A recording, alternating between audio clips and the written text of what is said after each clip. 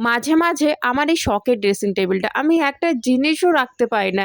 এত জিনিস হয়ে যায় কোথা থেকে যে কি করে আমি নিজেও বুঝতে পারি না। ২ দিন থেকেই দেখছি আমি ড্রেসিং টেবিলের সামনেটা এত বাজে অবস্থা হয়ে আছে, একটা জিনিস রাখার মতো জায়গা নেই। বাচ্চাগুলো যেখান থেকে সেখান থেকে এই সেই নিয়ে ওখানে রেখে দেয়। মানে যেটাই হাতে থাকে ওই সামনে ড্রেসিং টেবিল থাকে সামনেই রেখে দেয়। সেই জন্যই কিন্তু ড্রেসিং টেবিলটা এত জাম হয়ে আছে। তাই জন্য আমি লেগে পড়লাম কাজে। ড্রেসিং টেবিলটা এখন পরিষ্কার করব। যেই জিনিসগুলো লাগবে না ওখান থেকে সব সরিয়ে দেব। যেহেতু এটা আমাদের পুরনো ড্রেসিং টেবিল তাই জন্য কিন্তু নিচটা অনেকটাই বাজে হয়ে আছে। ওইগুলো কিন্তু উঠবে না। পরে আমি ওটার ব্যবস্থা করব যখন আমরা নতুন ঘরে ঢুকবো তখন। আপাতত যেমন চলছে তেমনই থাক। দেখো সব সরিয়ে দিয়েছি এখান থেকে। এখন পরিষ্কার লাগছে। এখন মনে হয় যে কোনো কিছু একটা আমি সামনে রাখতে পারবো। ড্রেসিং টেবিলটা তো এখন পরিষ্কার করেই নিলাম।